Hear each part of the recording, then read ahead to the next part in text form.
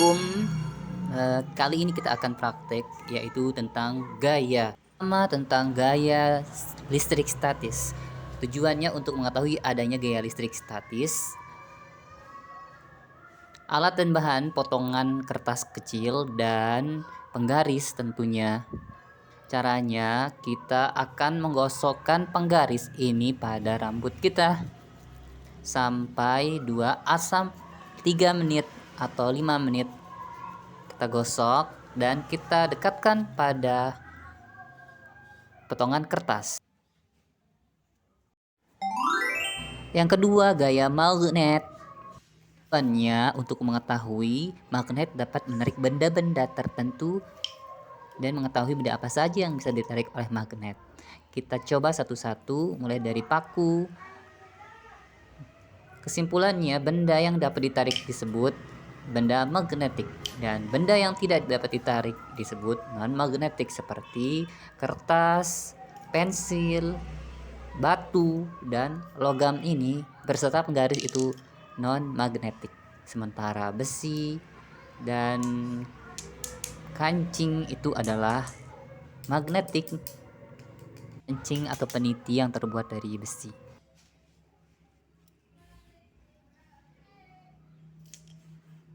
Baiklah, sekarang kita Ketiga, akan gaya gesek.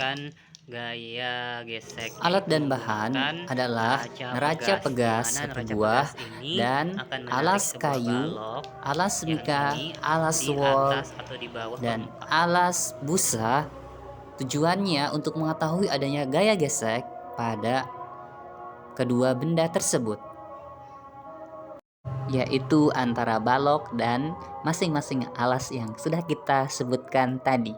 Lihat berapa newton gaya yang akan dibutuhkan untuk menarik pada alas masing-masing yang sudah disebutkan tadi, dan kita akan melihat sebelum menarik balok dan ketika menarik balok dan sesudah menarik balok. Mari kita coba. Sebelum ditarik, ini newtonnya masih 0 ya. Sekarang kita menariknya di atas meja, maka yang kita dapatkan yaitu adalah 0,5 ya, 0,5, dan sesudah ditarik kita lihat 0,3. Kita akan menariknya di atas bubble wrap, tapi kita di atas sini aja, di atas plastik mika. Kita tarik di sini 0 ya, kita tarik 0,4,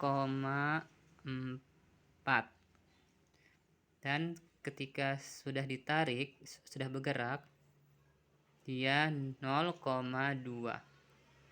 Kita akan menarik balok tersebut di atas busa. Ini sebelum ditarik kosong, dan ketika ditarik 0,6. Selesai bergerak ialah 0,4. Sekarang kita menariknya di atas kain wol ya. Sebelum ditarik 0 dan ketika ditarik. Kesimpulannya, semakin kasar alas dari balok tersebut akan semakin besar newton yang dibutuhkan atau massa yang dibutuhkan, sedangkan semakin licin akan semakin ringan. Keempat, gaya pegas. Alatnya karet gelang penggaris dan beban 50 gram. Tujuannya untuk mengetahui adanya gaya pegas pada karet ini, ketika kita tarik akan menghasilkan gaya pegas, yaitu naik turun. Karet gelang kita ditarik ke bawah, kita akan mengetahui. 5, gaya berat. Sama tujuannya, tapi ini mengetahui adanya gaya berat. Alat dan bahan yaitu sama, tapi kita akan memvariasikan berat daripada bebannya. Kita akan menghitung setiap berat atau maksudnya panjang dari setiap beban yang digantungkan pada karet, apakah sama atau beda dari setiap variasi berat beban.